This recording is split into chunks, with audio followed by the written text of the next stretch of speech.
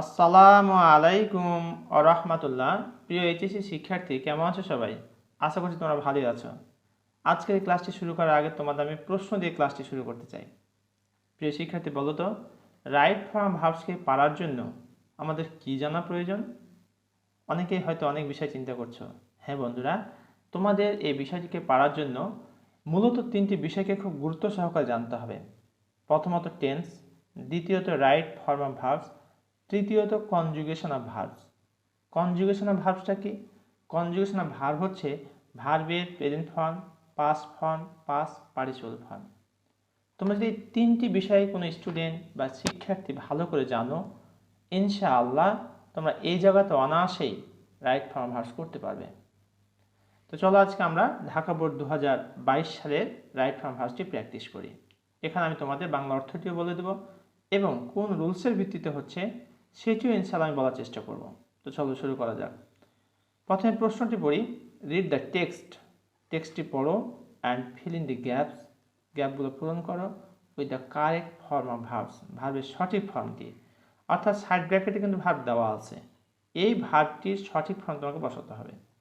And subject verb agreement as per context, এই কনটেক্সটের আলোকে subject verb যে এগ্রিমেন্ট রয়েছে তার উপরে বেজ করে আমাদেরকে এই ভার্বের সঠিক ফর্মটি বসাতে হবে। পরীক্ষায় শুধু তোমাদের উত্তরটুকু লিখতে হবে, পুরো প্যাসেজ লেখার কোনো প্রয়োজন নেই। When I was a child, প্রিয় শিক্ষার্থী, তোমাদের একটি কথা না বললেই নয়। এই পুরো প্যাসেজটি কোন টেন্সে রয়েছে তোমাদেরকে প্রথমে গেস করতে হবে। যদি পাস্ট টেন্সে থাকে সেটা পাস্টের ইনডিফিনিট হতে পারে, কন্টিনিউয়াস হতে পারে, পারফেক্টের হতে পারে। যদি পাস্টে থাকে তাহলে তোমরা গেস করতে পারো বা ভার্বগুলো অধিকাংশই পাস্ট ফর্মে হবে। যদি প্রেজেন্টে থাকে তাহলে গেস করতে পারো এই ভার্বগুলো প্রেজেন্ট টেন্সে হবে, অর্থাৎ প্রেজেন্ট ইনডিফিনিট, প্রেজেন্ট কন্টিনিউয়াস এই প্যাটার্নের দিকে চলে যেতে পারে। তো প্রথমে দেখতে পাচ্ছি আমরা when I was a child, যখন আমি একটা শিশু ছিলাম, এটা পাস্টের কথা, এর পাস্ট ফর্ম ওয়াজ। তাহলে আমরা ধরে নিতে পারি এই প্যাসেজে যে ভার্বগুলি আছে অধিকাংশই হয়তোবা পাস্ট টেন্সেই হবে, যেহেতু শুরুটা পাস্টে আছে। দেখা যাক, when I was a child, যখন আমি একটা শিশু ছিলাম, আই ড্যাশ অ্যাফ্রেড। তাহলে বি ভার্ব বলতে আমরা কি বুঝি? অ্যামিজার অজয়কে বুঝে থাকি, বিইংকে বুঝে থাকি। তাহলে আয়ের পরে এখানে কি হবে? অ্যাম হবে অথবা ওয়াজ হবে, কিন্তু এখানে কি বসাবো? আমরা ওয়াজ বসাবো। প্রশ্ন হতে পারে কেন? দেখো, এটা যদি পাস্টে আছে এই কারণে এটাও পাস্টে হয়ে যাবে। তাহলে when I was a child I was afraid, এখানে কি বসাবো? আমরা ওয়াজ বসাই দেব।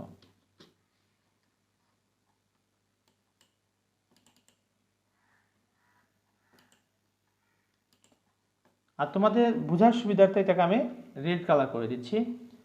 পরীক্ষা তোমরা রেড কালার দেওয়া লিখবে না, তোমরা ব্ল্যাক কালো কালি দিয়ে লিখবে।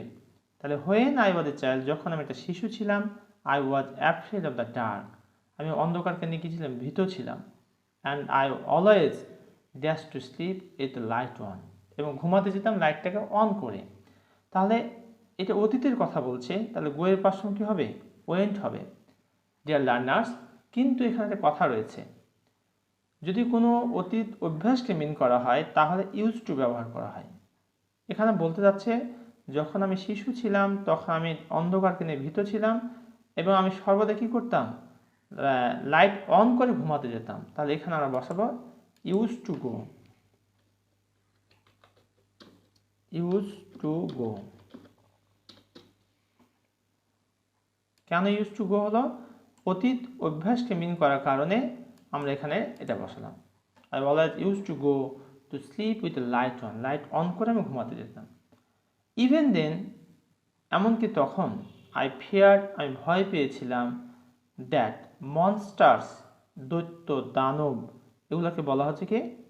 তোমার মূর্তি, এগুলোকে বলা হচ্ছে monster. That monsters dash claim, এখানে আমরা দিতে পারি উড ক্লাইম অথবা মাইট ক্লাইম।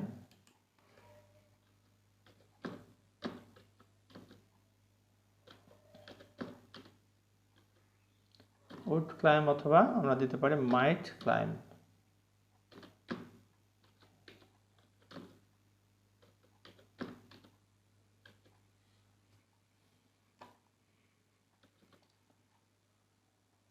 এটাকে আমরা কালার করে দিচ্ছি। তোমাদের আরেকটি প্রশ্ন আসতে পারে যে কেন এটাকে উড অথবা মাইট কেন আসবে, এটা একটু বুঝাই দেন। সেই জায়গা থেকে তোমাদের আমি আলোকপাত করতে চাই। খেয়াল করো, আই ফিয়ার্ড, এটা যদি পাস্টে আসে তাহলে এটাও পাস্টে হবে। আমরা যখন ইনডাইরেক্ট ন্যারেশন করি তখন দেখা যায় যে এরকম সিচুয়েশন হয়, রিপোর্টিং ভার্জন পাস্ট টেন্সে থাকে, তখন এটা কিন্তু চেঞ্জ হয়। তা I feared that monsters would climb, আসবে মানে আসতো, might climb in through my bedroom window and kill me. অর্থাৎ আমি ভয় পেতাম তখন, এমনকি তখন আমি ভয় পেতাম দৈত্যকে নিয়ে, দানবকে নিয়ে চিন্তা করে ভয় পেতাম যে কী করবে এরা আমার বেডরুমের অর্থাৎ শয়নকক্ষের যে তোমার জানালা রয়েছে সেখানে তারা প্রবেশ করবে, অ্যান্ড কিল মি, আমার কাছে মেরে ফেলবে, এরকম একটা ভয় আমার ভিতরে কাজ করতো। অ্যান্ড এভরি সাউন্ড, প্রত্যেকটা শব্দ, আই হার্ড, হেরে পাশন কী হয়ে যাবে, hard,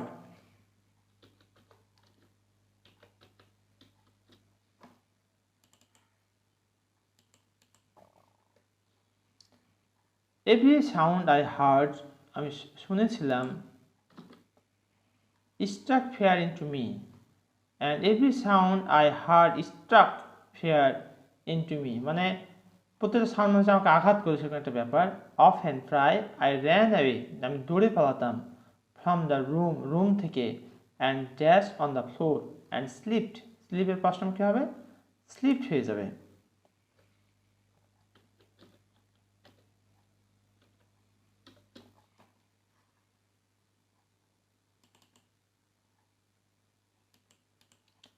on the floor at the foot of my parents bed.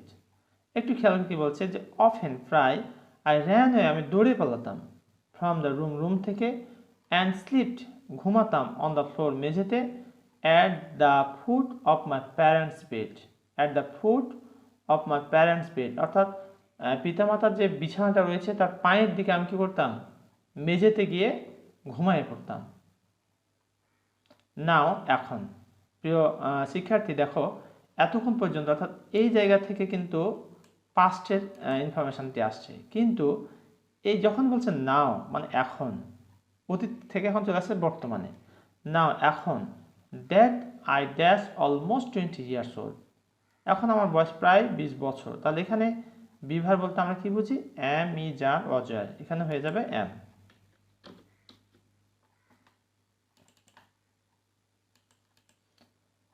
Now that I am almost 20 years, এখন আমার বয়স প্রায় 20 বছর, I obviously do better than what I did as a child.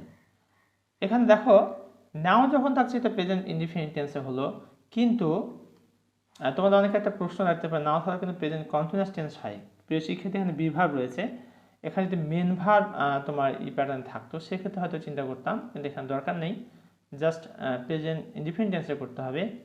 Now that I am almost 20 years old, এখন আমার বয়স প্রায় 20 বছর, আই অবভিয়াসলি ডু বেটার, এখন আমি আগের চেয়ে ভালো করি, then what I dash as a child, একজন শিশু হিসেবে যা করেছিলাম। তাহলে শিশু বলতে শৈশবকে মিন করছে, এই কারণে ডি এর প্রশ্ন কী হয়ে যাবে, ডিড হয়ে যাবে। আমরা এটাও বসাতে পারি, অথবা এই জায়গাতে আমরা আরেকটি বসাতে পারি, সেটা হলো use to do,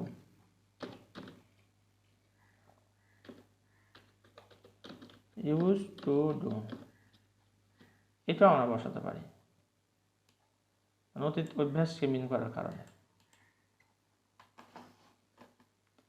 as a child, however, যাই হোক, I dash still scared of bedtime, এখানে বিভার বলতে আমি যা রজার, এখানে প্রেজেন্ট টেন্স, হাউএভার, যাই হোক, আই এম স্টিল স্কেয়ার্ড, এখানে আম হবে, কেন হবে, এর কারণ স্টিল, এখন পর্যন্ত, স্কেয়ার্ড, ভয় পায়, অফ বেড টাইম, মানে যখনই শোয়ার টাইম হয় তখনই কি পাই, এখন আমি ভয় পাই। ডিয়ার লার্নার, সত্যি তাই।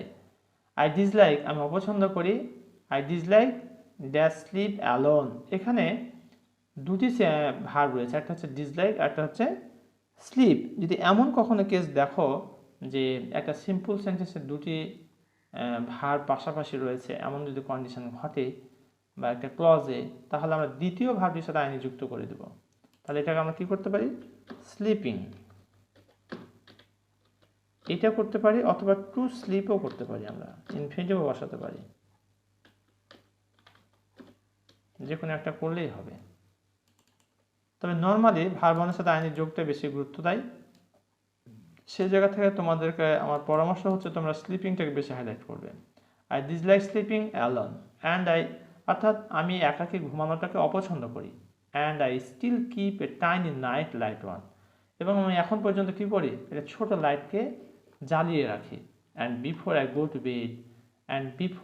টু বেড, আমার বিছানায় যাওয়ার পূর্বে আই আমি ডবল চেক করি এভরি ডোর, প্রত্যেকটা দরজা, অ্যান্ড এভরি উইন্ডো, প্রত্যেকটা জানালা। অর্থাৎ যখন আমি ঘুমাতে যাব তার আগে আমি ডবল চেক করি যে প্রতিটা জানালা ঠিকঠাক আছে কিনা, বন্ধ আছে কিনা, এই বিষয়গুলি। তো মেক শিওর, নিশ্চিত হওয়ার জন্য, that they are locked, data হচ্ছে থার্ড পারসন প্লুরাল নাম্বার, এই কারণে বিভার বলতে আমরা অ্যাম, ইজ আর অজয়কে বুঝি, এই কারণে হবে আর।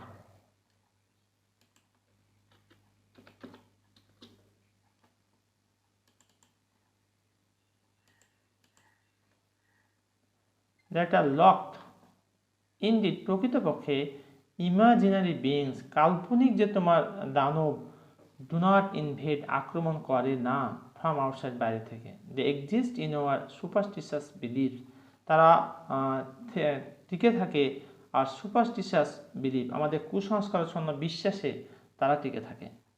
ডিয়ার লার্নার্স অ্যান্ড ভিউয়ার্স, এতক্ষণ পর্যন্ত আমি তোমাদের ঢাকা বোর্ড 2022 সালের HSC right form of verbs নিয়ে কথা বলেছি। আশা করছি তোমরা অনেকটা এখান থেকে উপকৃত হয়েছ। এরপরও তোমাদের সমস্যা থাকতে পারে, প্রশ্ন থাকতে পারে। তোমাদের যে ধরনের প্রশ্ন রয়েছে কমেন্ট সেকশনে কমেন্ট করে জানিয়ে দাও। ইনশাআল্লাহ I will try my best to give your comment reply. Thank you very much for watching this video. আসসালামু আলাইকুম ওয়া রাহমাতুল্লাহ।